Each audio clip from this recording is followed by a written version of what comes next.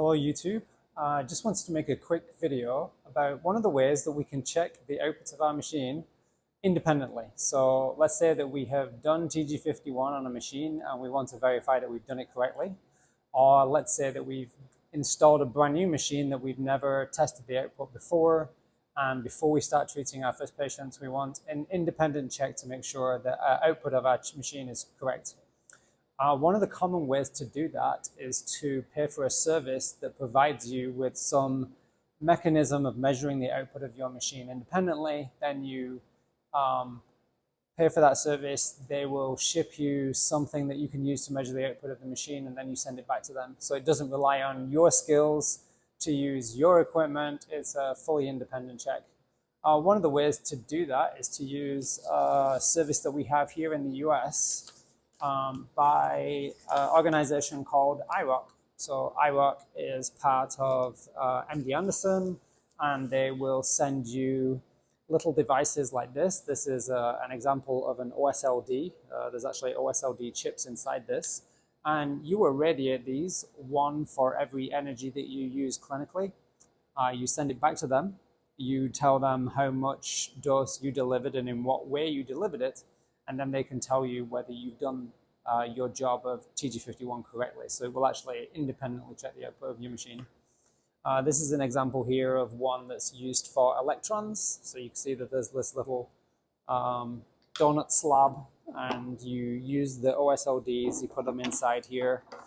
And then just like with the photons, you put this underneath the machine, you shoot these, you send them back. So again, this is the example for the photons. With the photons, they also provide you with a table to use. The reason for using this table would be that different machines would have different tabletops with different amounts of backscatter. So this actually gives you a very controlled amount of backscatter, essentially zero, since this sheet of plastic is very thin, there's not much underneath it but air. You then set your machine to a 10 by 10 square field and 100 SSD to the top of the plastic sheet.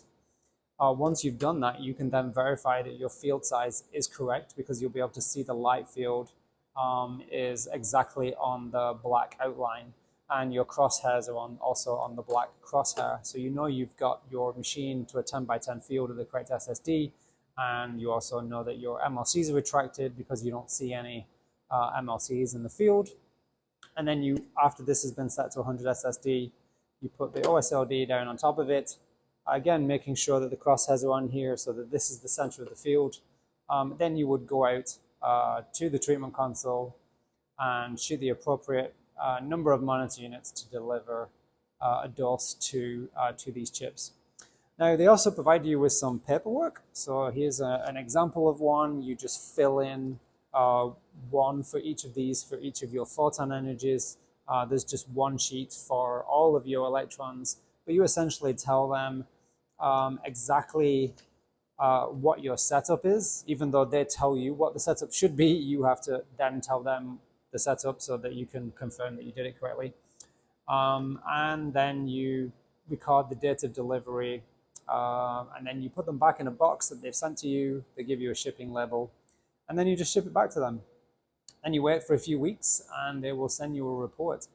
Now, ideally, these chips will come back with exactly the amount of dose on them. That dose that you're supposed to deliver, by the way, is 100 centigrade, so a very standard amount.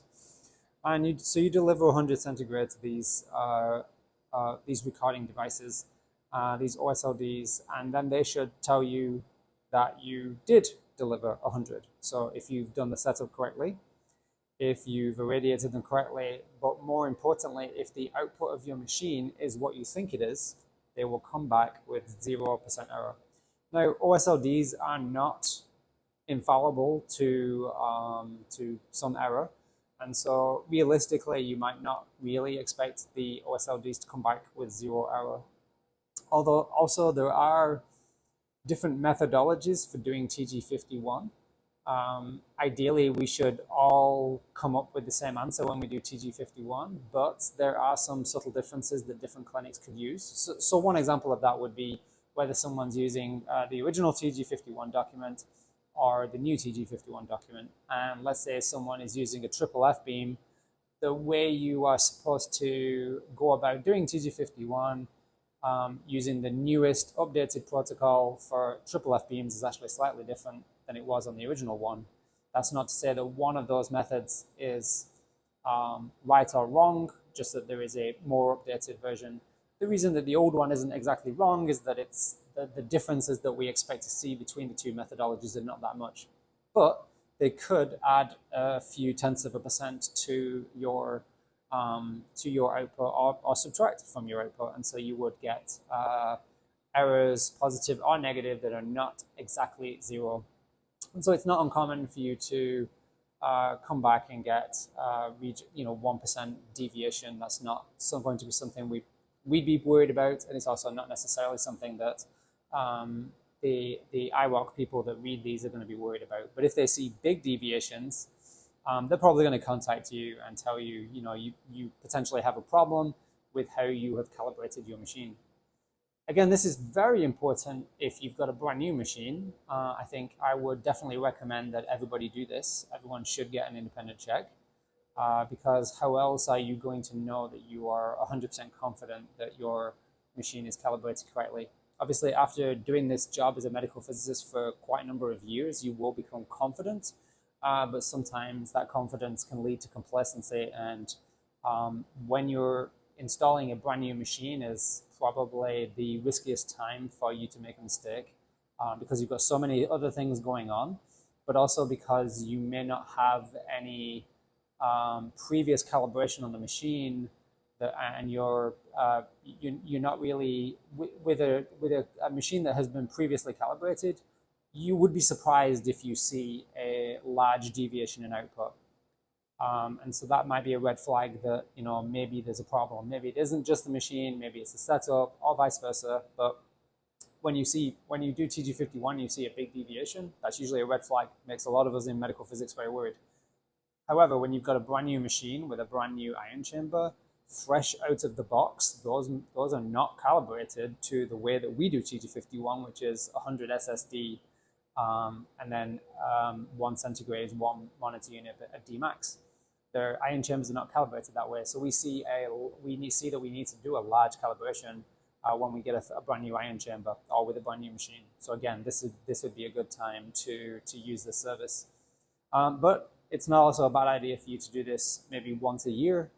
And this may even be a requirement of your state to do an independent check to make sure that you are your output of your machine is correct. So this service is not super expensive, so I highly recommend that you as a medical physicist get some independent check, especially before you treat your very first patient on a new machine. But even then, after that, if you do any major repairs, or even maybe just routinely. So we do this once a year. These OSLDs are sent to us once a year, and we calibrate our machines generally just before we shoot the OSLDs, so we're very confident that the output is correct.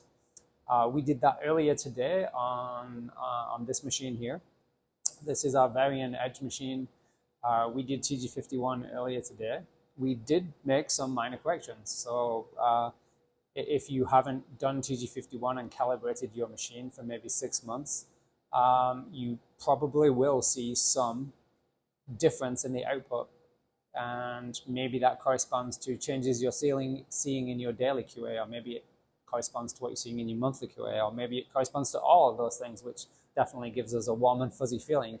But you probably will need to tweak the output a little bit. And so we generally tweak the output a small amount, maybe 1% or maybe less. And we do that just before we shoot these OSLDs, meaning that the output of our machine should be perfect at the time that we shoot these OSLDs. But again, that doesn't mean we will get exactly the same amount back. We find that especially with electrons, it's pretty difficult to get the reading that comes back on these OSLDs to match perfectly with what we believe it should be, but it should always be pretty close. So yeah, that's it for this video. Hope you find that helpful, and I'll see you again soon.